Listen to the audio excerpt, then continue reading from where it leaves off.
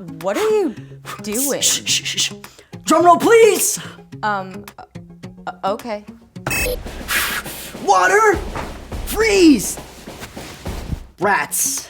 What was supposed to happen? I was trying to use my Aqua Guy superpower so I could freeze the water and walk across, but it didn't work. Oh, Sebastian. Welcome to Story Lab. This week, we're taking a look at the story of someone who crossed some epic waters, but not on foot. It's kind of cold.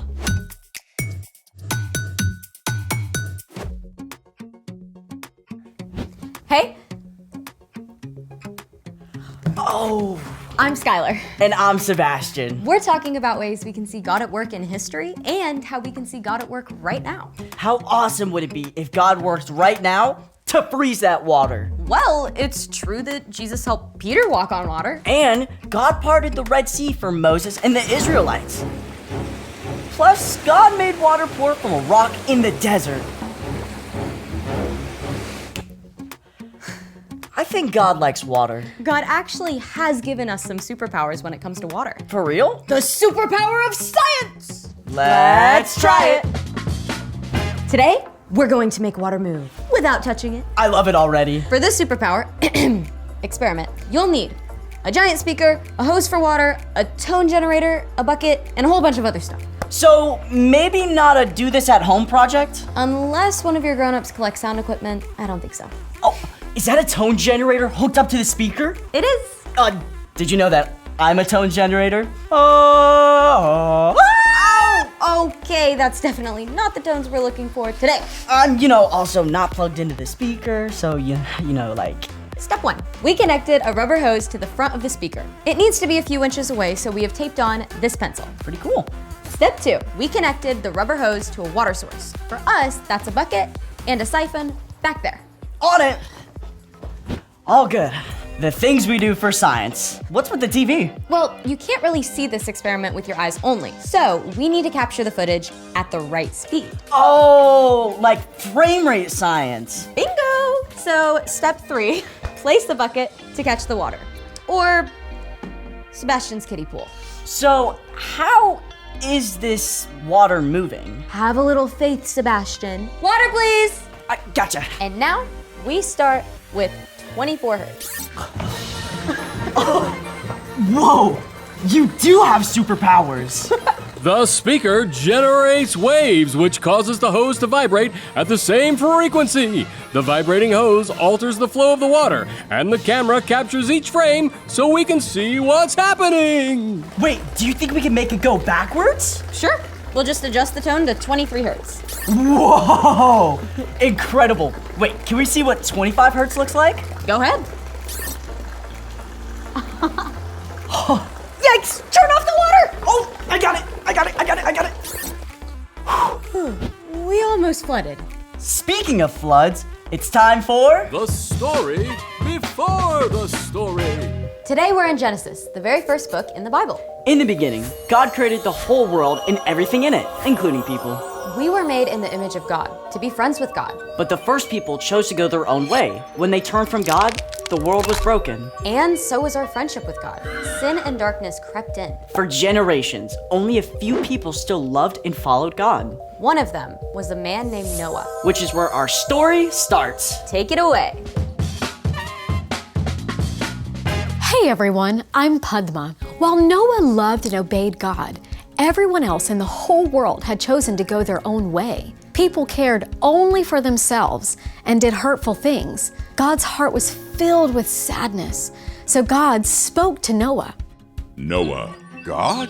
I am going to bring a flood on the earth. It will destroy all life under the sky, but I will make my covenant with you. So make yourself an ark out of cypress wood. An ark is a boat, and the ark God wanted Noah to build was ginormous. The ark has to be 450 feet long. It has to be 75 feet wide and 45 feet high. Think about it this way. The ark was longer than 2 giant airplanes. That's big. Then God told Noah what would happen after the ark was finished. Bring a male and a female of every living thing into the ark. They will be kept alive with you. Take every kind of food that you will need. It will rain for 40 days and 40 nights. Noah got to work on the ark just as God had told him. It likely took Noah and his family decades to complete the ark by hand, with no power tools or machines. But Noah was faithful to keep on going, even though he didn't understand exactly how it would all work out. When the ark was finally finished, God sent pairs of every animal on earth, along with 7 of some special animals. Noah entered the ark along with his wife and 3 sons and their wives and all those animals. Once they were all inside, God shut the door, and then that's when the rain came.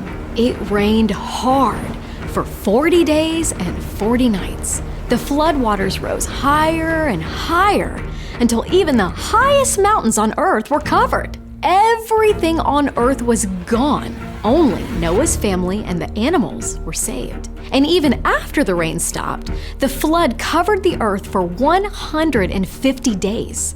6 months with all those animals and people crammed together? Whew! Dinner, Noah. Eggs? Again? Who can even eat with the way this place smells?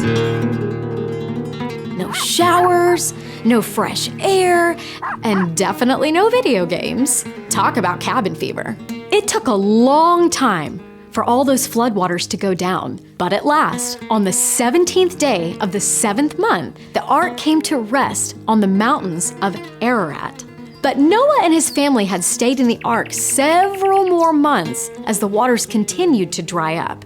At last, Noah sent out several birds to see if there was dry land. When the final bird, a dove, did not return, Noah knew there was dry land with growing plants.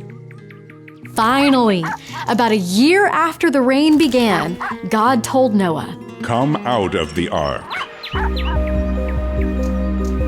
Animals and people together streamed out of the ark into the sunshine and fresh air. Noah was so thankful and relieved that he built an altar and made a sacrifice to honor God. Then God spoke to Noah again. I am now making my covenant with you and with all your children. A flood will never again destroy the earth. Here is the sign of the covenant. I have put my rainbow in the clouds. It will be the sign of the covenant between me and the earth. Through many long years of building the ark and through the epic flood, Noah chose to trust God, even when he didn't understand God's plan. And God fulfilled the promise to Noah, keeping him and his family safe through the flood. The end. I get cabin fever if I'm in my home for a whole day. And Noah's family was in that ark for more than a year. It must have been such a huge relief to actually get out into the fresh air on the dry ground again. So, what's our part in the story? Noah had been following God long enough to know that God is faithful. So, when God said, build an ark, Noah chose to trust and obey God. Noah had faith. Faith is trusting in something that you can't see because of what you can see. Noah had seen enough of God's work to trust God's promise. But we have even more to go on than Noah. We have all the stories in Scripture to see how God has been faithful to keep promises. To start with, God promised to never again flood the entire earth. You can remember this every time you see a rainbow.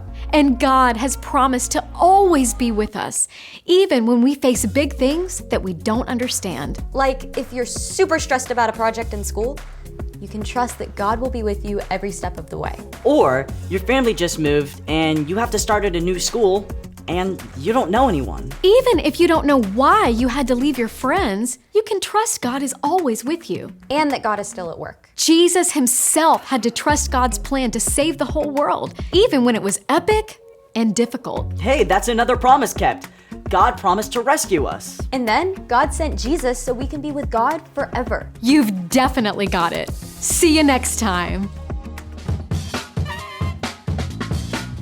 So here's the thing. You can trust God even when you don't understand.